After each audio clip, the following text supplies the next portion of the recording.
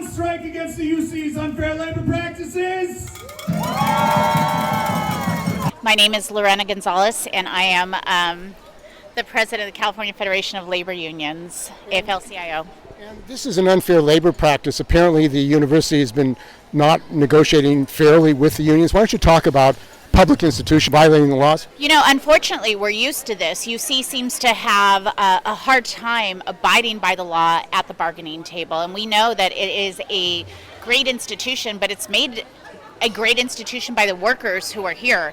And so the fact that every bargaining unit, when they get to the table, has so much trouble getting UC to even abide by the law and bargain in good faith is just an example of the fact that the leadership is not doing what they need to do. And apparently they're spending millions of dollars on union busting lawyers here at UC. Well, is that benefiting the people of California? Absolutely not. I mean, no public institution should be spending money on union busting attorneys, but definitely not UC. You know, they're always crying poverty. They're always saying that they're going to have to increase student tuition and decrease or stagnate the pay here, and yet at the same time they find money for things like union busting attorneys. And it's time, and I'm really proud of these two separate units, very distinct, very different, coming together and putting up a picket line today. And the university is buying new hospitals, 2 hospitals in San Francisco.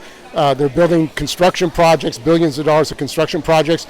They say they want to be competitive with Sutter, with Kaiser.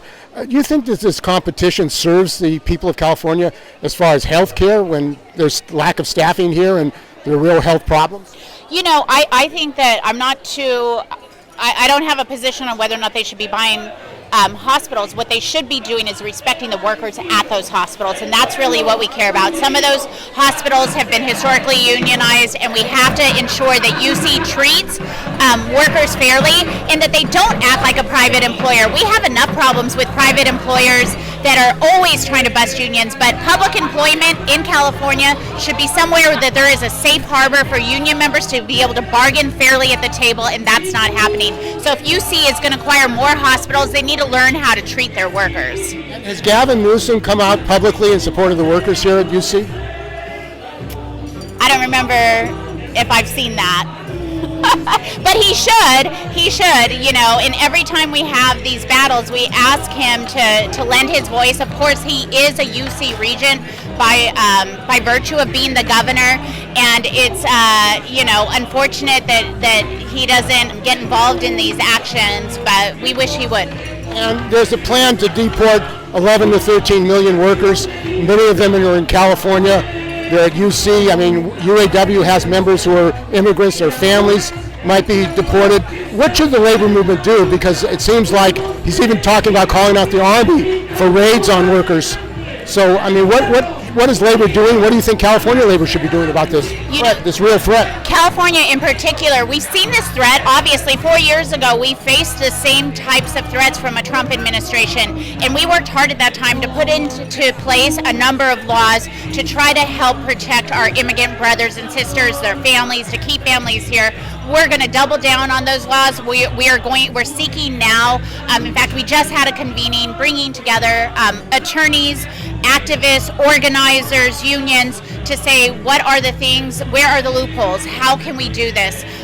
We are going to stand strong against these Trump deportations, especially when it comes to hardworking workers in California and those we represent. Well, there haven't been any mass protests of workers in this country. You think it's time for Trump and his cohorts to understand that there's going to be organized mass opposition to this? Well, I think there will be, and I think we're all leading up to a May 2028 mass protest. We have never had that in the United States, and I think that the UAW, even before we knew about the presidential elections, was touting that as a date that people could line up their contracts against. But of course, we're going to see some protests, and we are going to fight hard for our workers, and we're going to build towards a smart, massive protest, I think, in 2028.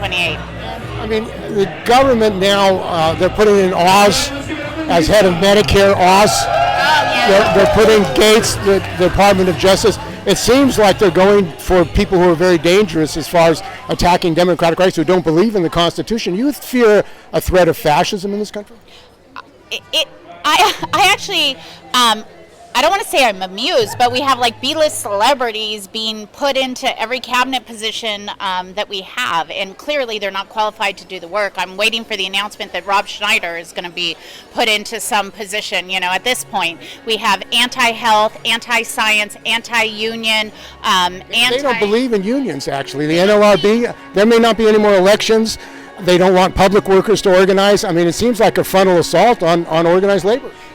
Of course it will be, but the labor movement started before we had the ability to legally protest, to legally strike, to legally do these things, and no government is going to take away the rights and the power of working people to band together and demand change. So they can try all they like, but at the end of the day, our history is a lot longer, and we know how to fight back.